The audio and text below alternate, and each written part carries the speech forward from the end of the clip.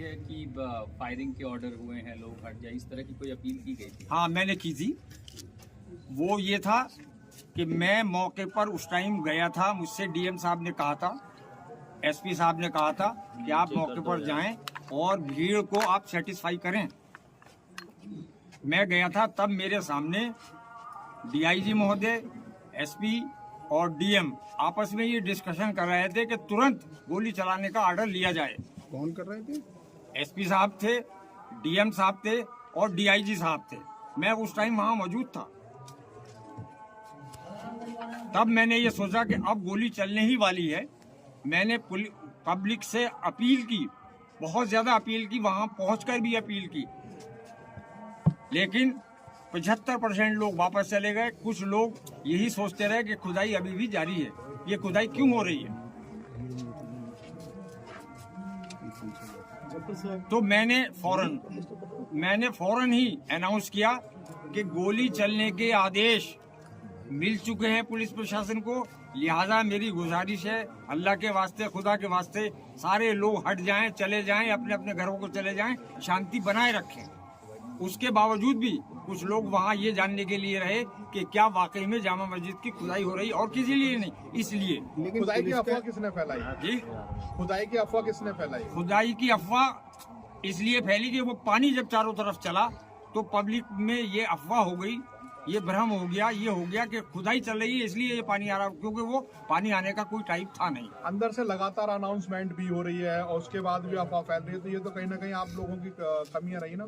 नहीं, हमारी क्या कमी रही? हम तो बराबर अनाउंस कर रहे हैं। पानी की जो कमी है, सबसे बड़ा जो अफवाह फैली है वो पानी को देख के फैली है कि ये पानी क्यों आ रहा है। इसका मतलब ये है कि अंदर खुदाई हो रही है, जबकि हम बराबर अनाउंस कर रहे थे वहाँ खुदाई नहीं हो रही थी। लेकिन पब्लिक के जहन में यही बात हुई कि शायद खुदाई हो रही है, और ये क्यों हो रही है।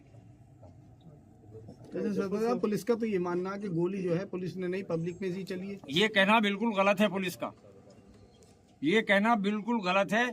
पुलिस गोली हमारे सामने चला रही थी, मैं मौके पे मौजूद था। पब्लिक की तरफ से मेरे सामने कोई गोली नहीं आई। जफर साहब, दोनों कमेटियां मौजूद थी, सर्वे चल रहा था, फिर हिंसा बढ़ी, कौन जिम्मेदार है इसका? देखिए, इसके लिए पूरी तरीके से प्रशासन जिम्मेदार है। मैं बहुत खुले लफ्जों में कहना चाहता हूं। उसकी वजह यह है कि एसडीएम साहिबा वहां परिसर में मौजूद थी, मैं भी मौजूद था।